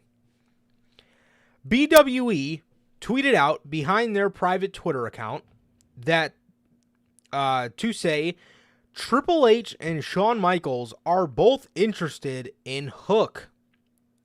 Taz also wants him to take the offer and leave AEW for WWE. Wow, that's interesting, man. That's fucking interesting. We'll see how that plays out, man. Because, I mean, I think he could do good over there. I mean, if you put him in a fucking NXT, he's instantly dead. But, you know, you can do some cool shit there. He won't be able to use his theme song, which will blow, but Maybe, though, because I think he's real-life friends with Action Bronson. he'll probably get a custom theme song, but he won't be able to use that song. They got to bleep out the curses on AEW TV, and if it has any, fucking WWE, they don't use the song at all. Yeah. Those fucking children over there. It's interesting. We'll see how that goes. Yeah. Yeah. Please don't BWE says. Oh. Don't let that bald fool fucking touch that man Hook. Our opening theme, Tony Khan just tweeted this out. Our opening theme for Collision is Saturday Night's All Right for Fight by Sir Elton John. Oh, look at that. At least it's not a Mikey Ruckus fucking big garbage. Yeah, I never heard the song. Probably pretty good. Probably going to listen to it after we get off here, but yeah, if you guys know the song, that's the theme song for Collision. Okay, BWE says, personally, I think Hook is the easiest catch for WWE at the moment. Taz wants him to go. HBK and H wants him. I don't know about his contract, but I believe he would be the first of many. Logan says it in the comments. Do not. And I know they will. I just know they'll put him in NXT to start. But dude, that would be fucking horrible. Not let Shawn fucking Michaels book Hook. Bro. Please do not, man. That dude, oh man. Oh no. I'm scared. It's that actually man, stupid. Golly, that man can't fucking do anything right. So, it could go either way if he does go there. If he's put in NXT, instant failure. If he's put on the main roster, he could do some cool shit. Yes, it will be an instant failure until he gets to the main roster. Exactly, like everybody currently in NXT. It means nothing until they are out of NXT. Yeah, absolutely. I mean, dude, why do you think we wanted Tyler Bate? Tyler Bate is so talented, bro. And fucking Ilya Dragunov the fuck out of there. And neither of them got the fuck out of there. Neither of them. Literally. Yeah, man. So that is all the news on AEW for the week.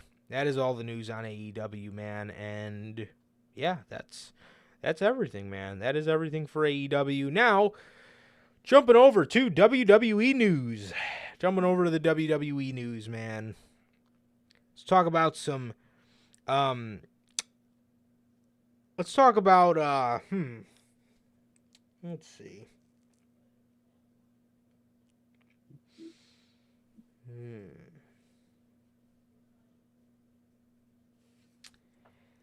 Okay, here we are, man. Let's start with Carlito. Carlito, man. So,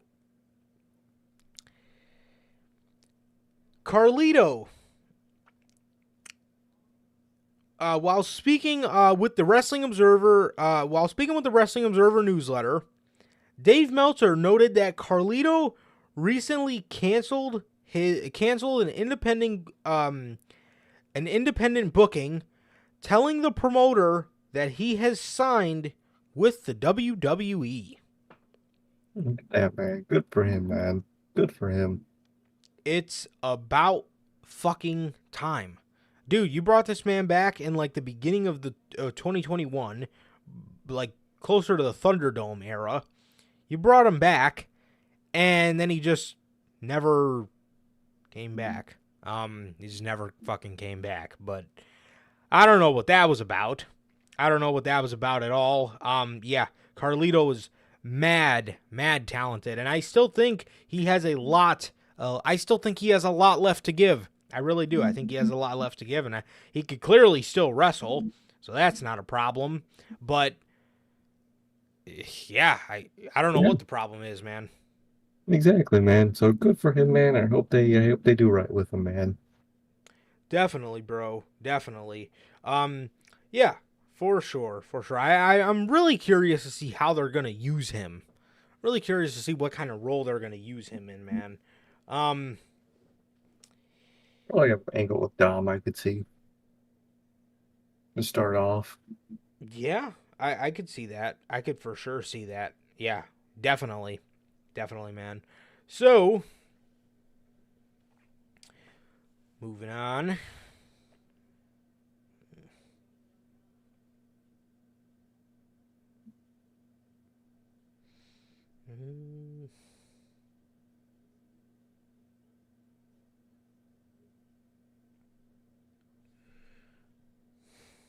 Where is my fucking story?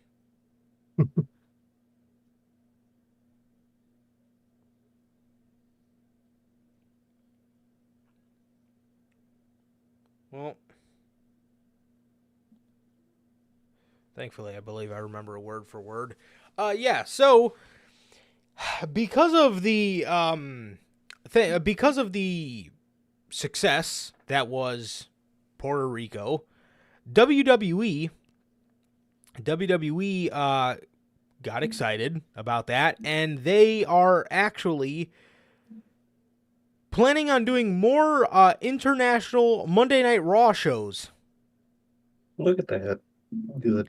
They need to, man. Yeah, they are planning on doing more international Monday Night Raw shows, and I'm assuming Friday Night SmackDown too. Instead of just the pay-per-views, they're thinking about just bringing random Monday Night Raws and stuff like that to international venues, and I think that is fantastic. And for the performers, that's got to be way more fun.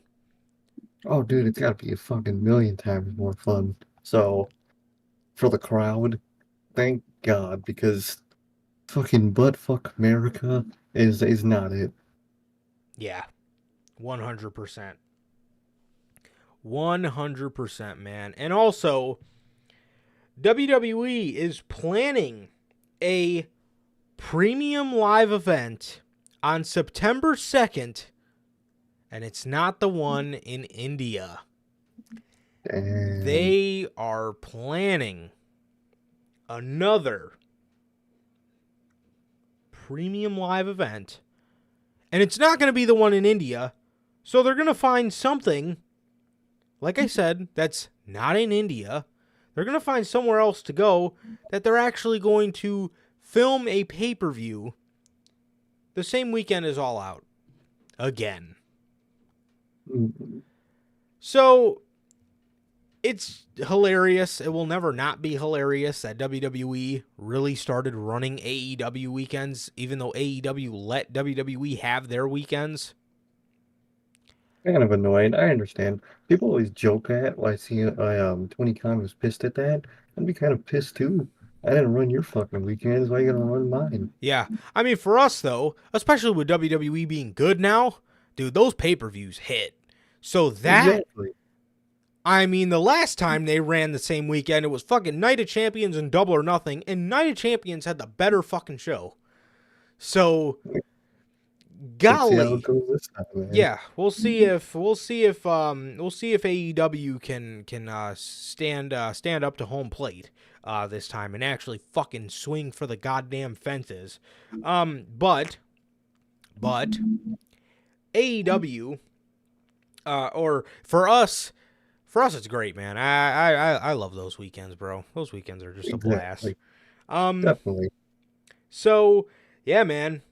It's not going to be the India show. The India show really looks like it's going to be on September the 9th. And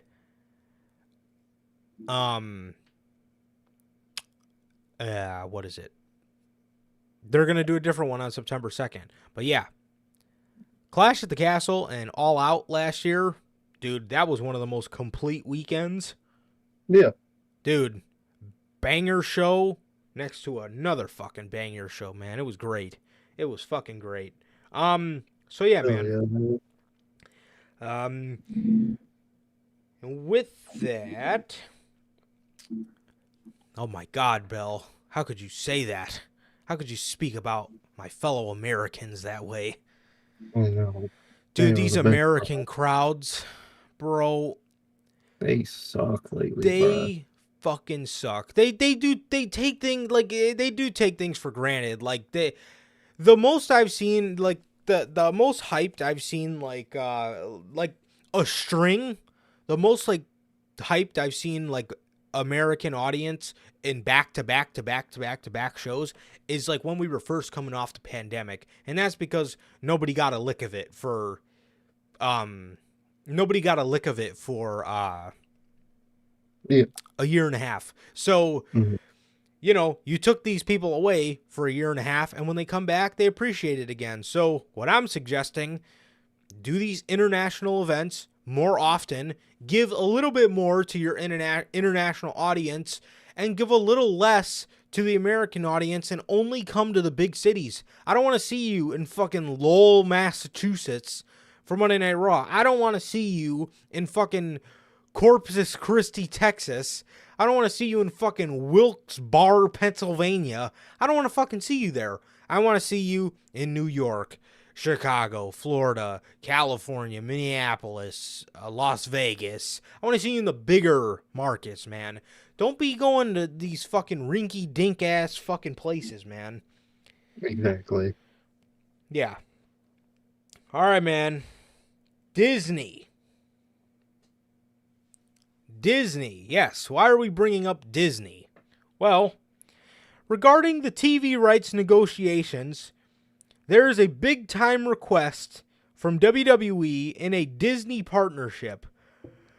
Not to say the other parties involved aren't enticing, but Disney is viewed as a win-win if that's the ultimate decision.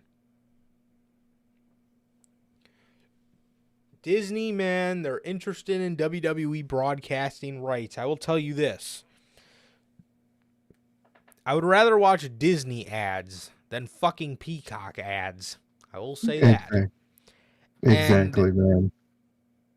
Also, there's a rumor going around that WWE and Disney are in the works to build a WWE-themed amusement park, or the section of the park at Universal Studios, or one of the fucking amusement parks. They're going to build a WWE section.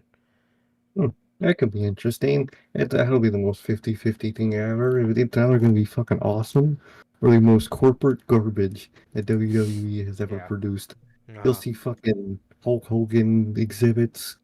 The fucking... Yeah, 100%, man. 100%. It really could go one of two ways. But yeah, so that's that. And to be honest, bro, maybe anything's better than Peacock. You know? Oh, literally. Yeah. I mean, I thought that anything would be better than the WWE network. And then we got Peacock. So, golly. Yeah. So, Disney, I don't think Disney would be that bad, man. I really don't think Disney would be that bad. I think, yeah, I don't think that at all. Like I said, anything's got to be better than that fucking Peacock app, man. Exactly, dude. Exactly. I'll take anything at this point. For sure.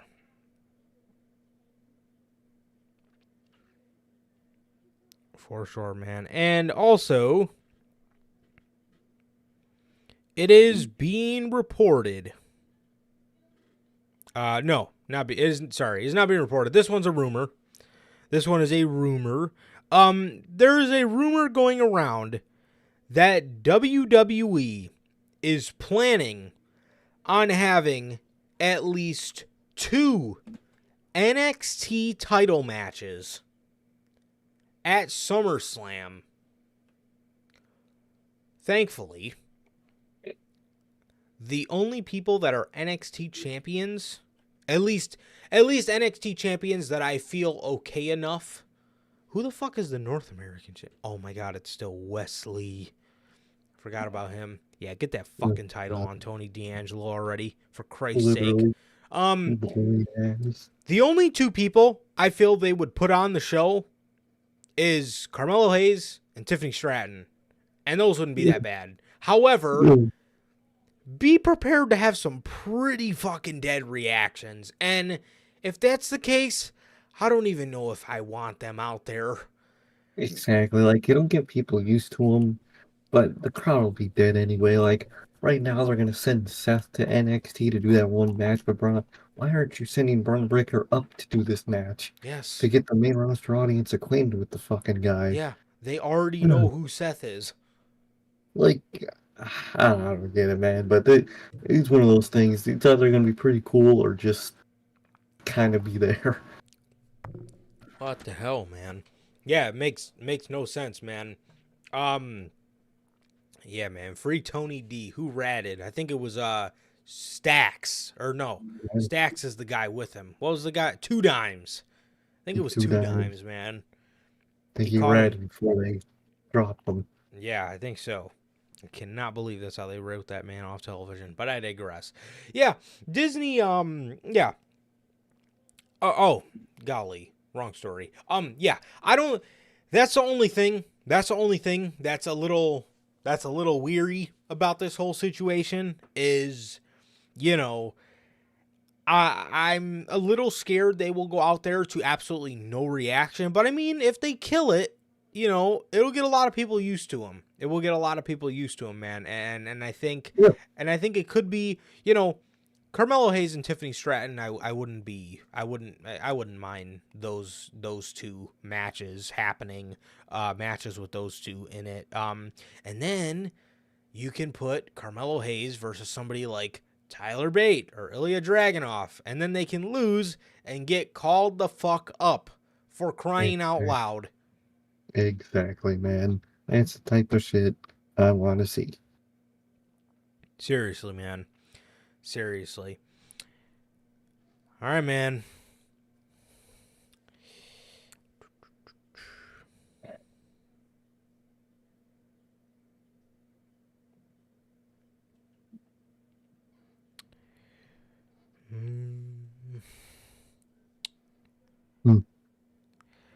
All right. Io Sky. Io Sky, man. All right. It is being reported that Io Sky is going to be the woman to eventually dethrone Asuka for the WWE Women's Undisputed Championship. Look at that, man. Look at that. I like it. Yeah, this is fucking great. Considering the fact that Charlotte just came back, which gives me great hope that Charlotte's little thing she has going on with Asuka right now, because she is the line. Just had to throw that out there. Apparently. I gotta love her. She's a line. Yeah, that's it. She is the line. And that's that. That's about it. Yeah, That's all she is. Yeah, that's it, man. She needs to reach the lines. Yeah, she has the fucking charisma of a line. Just a fucking line that I draw on a piece of paper. So, yeah, man, it's being reported that Io Sky will be the one to eventually dethrone Asuka for the undisputed women's championship. Yeah, dude. That's great. I would even throw it out there that Io should win Money in the Bank. Yeah, I love that. I really like the sound of that, man. I think that's a perfect path to do it. Yeah. I mean, dude, look what happened when you brought her to Puerto Rico, bro. They ate that shit up. They fucking loved Io. And exactly. There's also another rumor going around that she will eventually, and I could see this being that her and Bayley are in the Money in the Bank ladder match. Damage Control is going to break up. Io's going to feud with Bayley. And Io will feud with Bayley. And I could see that being because Bayley is being a heel in the match, and she's trying to get Io to just give her the briefcase. But I could see Io just saying, the hell with you, and turning on her. Exactly, man. So I like the sound of that, man. I really do. Yeah, Io and Bayley.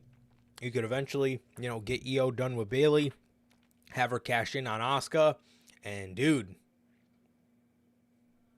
fucking, yeah, that would be great. Like I said, the fans love her. She's a star waiting to happen, and she's just fantastic. One of the best women's wrestlers on the planet, mind you. She's great. Exactly, man. I loved it. I would love to see her, man. Either, like Logan said, if she doesn't win it, she can maybe win the Rumble. That would be awesome. That'd be cool. Or have her win Money in the Bank, man, and cash in either at Mania or sometime before to get the match at Mania, to get a rematch. I would love it. Definitely, dude. Definitely. For sure, bro. Yeah, that would be great, man. I'd be fine either way with Io finally getting some shine that she very rightfully deserves after all this time, man. So, yeah, it is insane to think WWE was on the cusp of losing her. If it wasn't for Triple H, she would have probably been in fucking AEW right now. That's crazy. She probably would have been with the Outcast. Good Lord, she has been saved. Yeah, golly.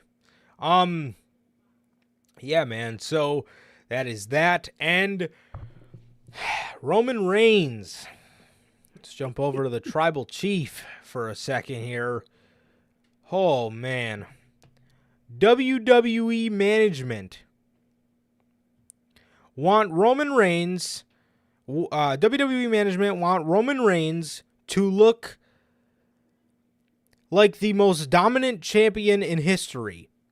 So not only did they reward him with a long championship title reign and a new title, they are also discussing Paul Heyman to come out with the old undisputed Universal Championship, or in other words, the WWE title and the Universal title. The original undisputed title that they should have just fucking kept. To come out with the old undisputed championship to make Roman and the Bloodline look even more powerful. He looked fine with just the 2 belts. Now it's gonna look fucking dumb with 3. Yeah, because he's there. The one he has is just a new version of those 2. Like, it's literally the same thing, just 3 times over at that point. At that point, it looks dumb more than anything. So he has the Undisputed Championship and the Undisputed Championship. He has 2 of them. He literally has two of the same title. Physically three, but the two of them are the one. Yeah. So it's even more fucking confusing. That would be like John Cena winning the Undisputed Championship and coming out with the spinner and the Undisputed title. How does that make any fucking sense? It makes no fucking sense. It is stupid. Good Lord. And So that makes that makes you ask, right? Why the fuck was it created in the first place? Well, got some news.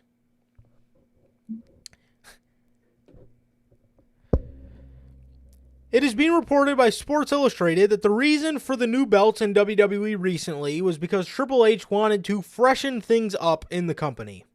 My man, those black gems in the fucking front of the undisputed, both undisputed championships, that one and the Romans and Asuka's, is not a freshening up at all. And I think, in other than a freshening up, you should have wanted to think things out in the company before you created new championships, and you should have just given us fresh designs. exactly, man. Exactly. It makes no sense. And as a matter of fact, Roman Reigns should have held those two belts until somebody beat him and then give them the new championship. That simple, man. Would have been that simple. It really is, bro. It really is fucking that simple. Yeah, so instead of freshening things up, you did not freshen anything up. None of those designs are fresh. Every belt after Seth's has been a copy. You get Roman's belt. That's a copy of the belts he's holding before. Then you make Asuka's belt. That's a copy of Roman's. Then you make Rhea's belt. That's a copy of Seth's. The only belt that was original in this whole fucking dilemma was Seth's. That's literally. That's literally fucking it. Holy shit. What a fucking piss poor reason. Alright, man. And our last, but certainly not least story. According to PW Insider, there has been no update on Drew McIntyre signing a new deal with WWE. A big crux of the negotiation is how he will be used from a storyline perspective. The belief is that until McIntyre and WWE come to an agreement on how he will be used going forward, he will not be back. Damn. I think he's done, man. I think he's done too. Done. Dude, because, I mean, if you look at how they use Drew McIntyre, after building up to Clash at the Castle, it was like okay, upward trend. They're doing good by him ever since he got drafted to SmackDown. And then they did nothing. They did nothing with him. Hey, Logan, you watch it, all right? You acknowledge the tribal chief. No, I don't. I'm with Logan on this. Gotta disagree with my boys here. I'm with Bell on this one. Only person I acknowledge, man. In that whole group. Oh God, no, not fucking that fucking. He's worse. Sami Zayn, bro. Hey, I acknowledge Sami Zayn too, but Fuck the tribal chief. I gotta acknowledge the tribal.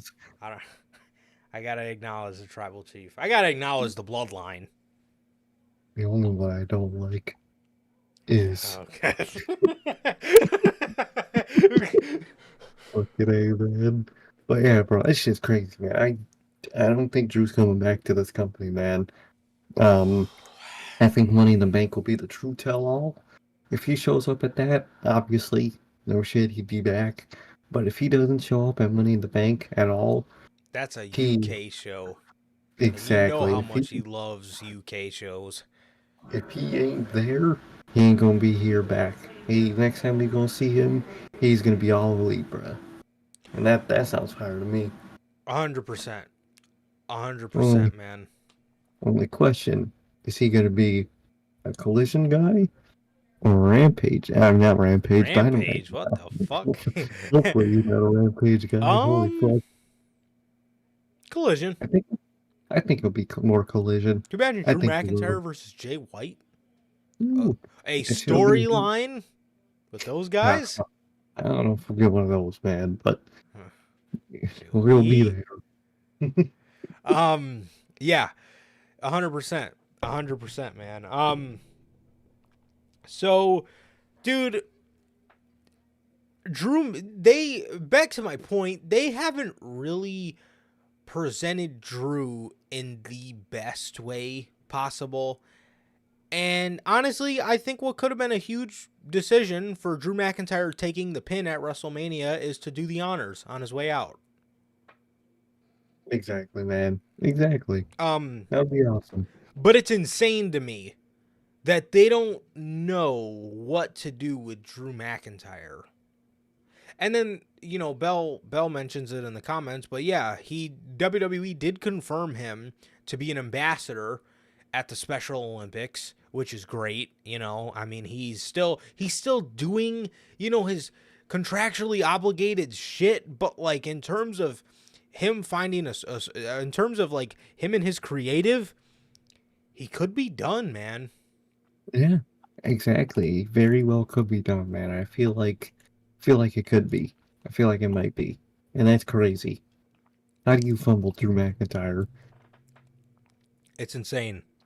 It really is insane, but I don't really know that there's much left to do for him in WWE. I mean, unless he wants to fucking win the U.S. title. I mean, he could do that, but who the fuck wants to do that?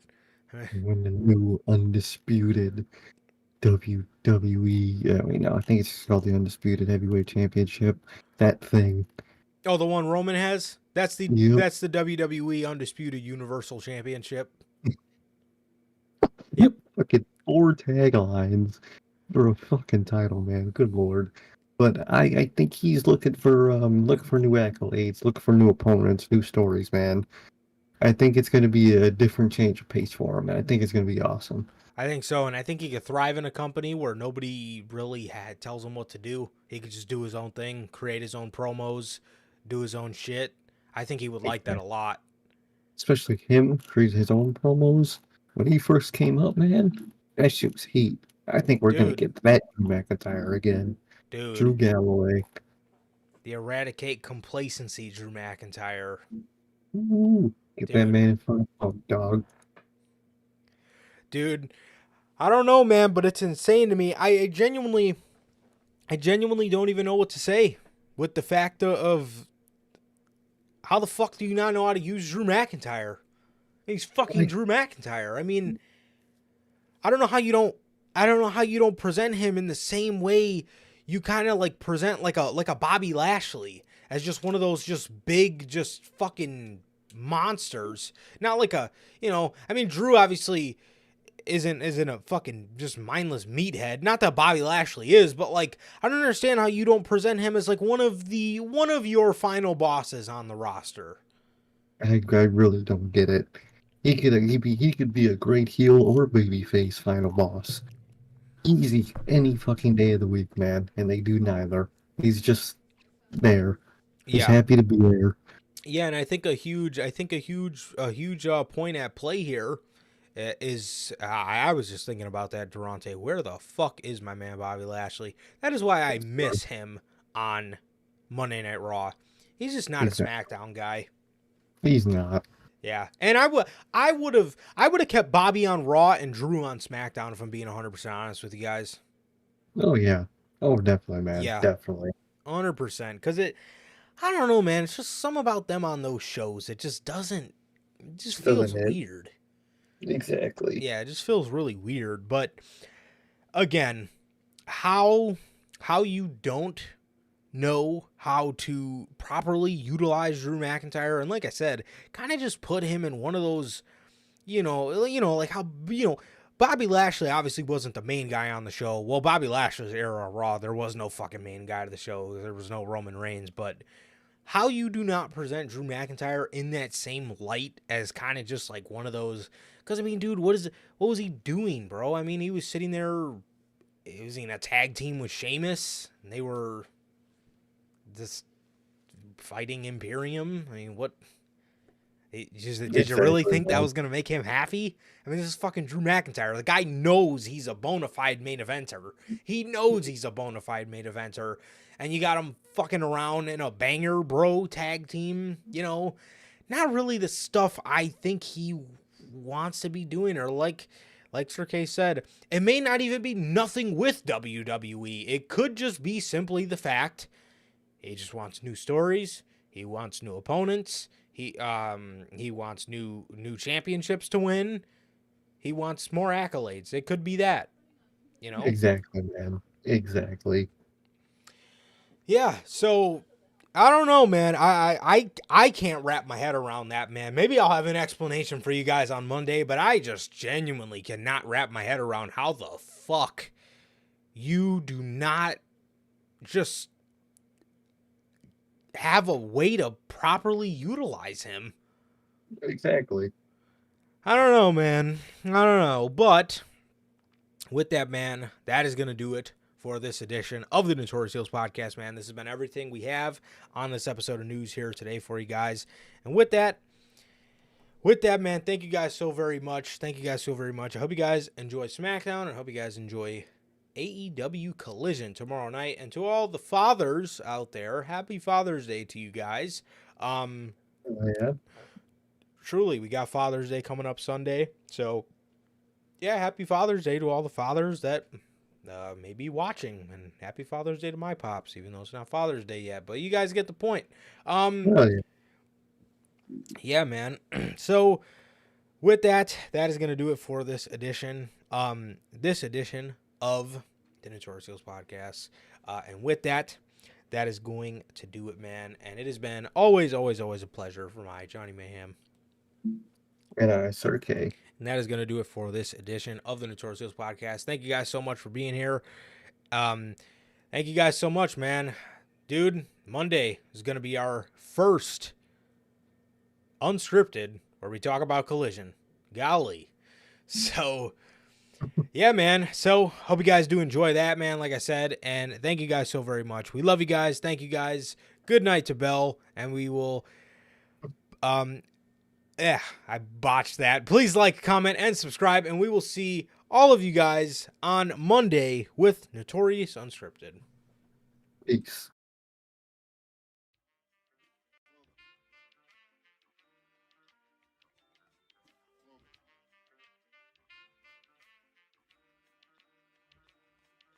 I used to get deals on the bitch. Now I throw shields on the dick to stop me from that HIV shit.